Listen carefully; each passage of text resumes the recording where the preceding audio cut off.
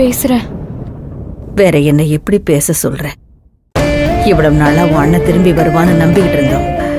ஆனா இனிமே அவன் வரவே மாட்டான்னு தெரிஞ்சதுக்கு அப்புறம் உன் அன்னைக்கு நம்ம பாரமா இருக்க கூடாதும்மா. பாவம் இல்லையா அவ ஒருத்தியா எவ்வளவு நாளைக்கு கஷ்டப்படுவா. சிவராமன் வருவாங்கிற நம்பிக்கை அவளுக்கு கொஞ்சம் ஆறுதலா இருந்துச்சு. இப்போ அதுவும் இல்லாம போயிடுச்சு. அண்ணனே இல்லைன்னு ஆனதுக்கு அப்புறம் நாம எந்த உரிமையில அவளுக்கு கஷ்டம் கொடுக்கலான்னு சொல்றேன்.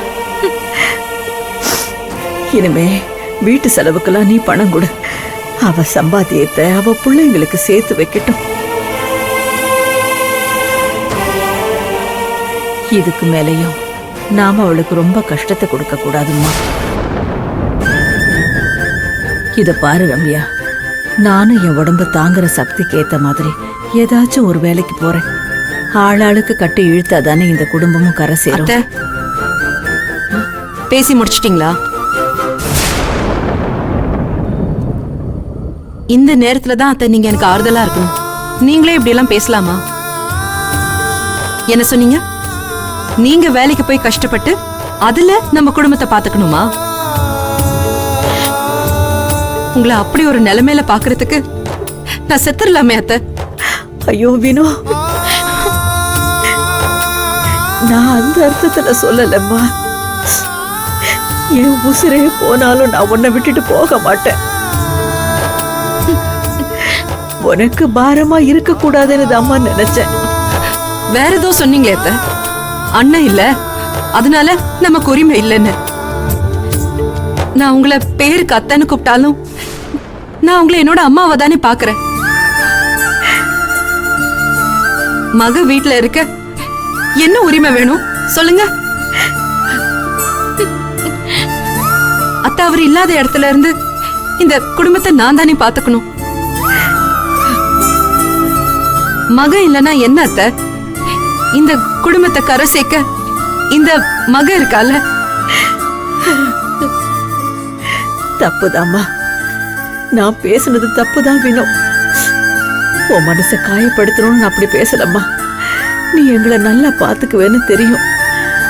ஆனா வினோ, உனக்குன்னு ஒரு எதிர்காலம் இருக்குல்ல, அதுக்கு நாங்க தடையா இருக்க கூடாது இல்லையா? என்னத்த உனக்கு எனக்கு பிரிச்சு பேசுறீங்க? நாம எல்லாரும் ஒண்ணு, ஒரே குடும்பம். என் எதிர்காலமே நீங்க தான். உங்களுக்காக தானே நான் வாழறதே. அத்தை, நம்ம வாழ்க்கையில எதுவுமே மாறல. நம்ம சந்தோஷம் அப்படியே தான் இருக்கு. என்ன வருவாருன்னு நினைச்ச என் புருஷன் வரல, அவரு வரமாட்டாரு, அவ்வளவுதானே. அவர் ஏன் மனசை விட்டு போகலையே. அவரு என்ன நம்பி விட்டுட்டு போன குடும்பம் ஏன் கூட தானே அத்தை இருக்கு. அதை நான் பத்திரமா பாத்துக்கணும். அவர் இடத்துல இருந்து நான் பாத்துப்பேன். நீங்க எதை பத்தியும் கவலைப்படாம முதல்ல இந்த காஃபியை குடிங்க. அத்தை புடிங்க அத்தை. அண்ணி, நான் வேணா ஒரு வாரம் லீவ் போடட்டுமா? எதுக்கு? இல்ல அண்ணி, உங்க கூட. எனக்கு என்ன, நான் எப்பவும் போலதான் இருக்கேன். ஒழுங்கு மரியாதை நீ வேலைக்கு போ, சரியா? இந்தா காஃபி எடுத்துக்கோ. ரம்யா, வழக்கம் போல பல்லு விளக்காமலாம் காஃபி குடிச்ச அவ்வளவுதான். சரி, நான் போய் பசங்களை எழுப்பி ஸ்கூலுக்கு அனுப்புற வழிய பாக்குறேன்.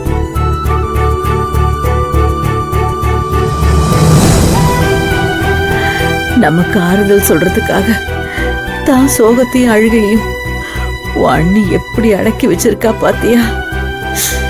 இந்த சொக்க தங்கத்தை அந்த கடவுள் அழ வச்சு பாக்குறானேம்மா.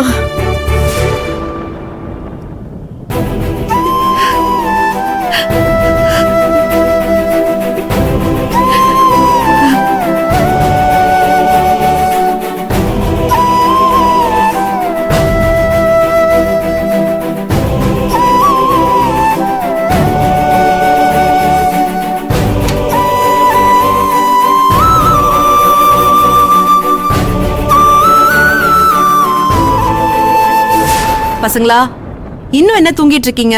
எந்திரிங்க. மதி, எந்திரி, நேரமாச்சு. அம்மா 5 மினிட்ஸ்மா. ஏற்கனவே நேரம் ஆயிடுச்சு மதி, கிளம்பணும்ல. எந்திரி. எந்திரி. கௌதம், கௌதம், கௌதம். டேய் கண்ணா, எந்திரி, எந்திரிடா. கௌதம், எந்திரி. அம்மா நான் ஸ்கூலுக்கு போலம்மா. மறுபடியும் ஆரம்பிச்சிட்டியா? ஏன் போல?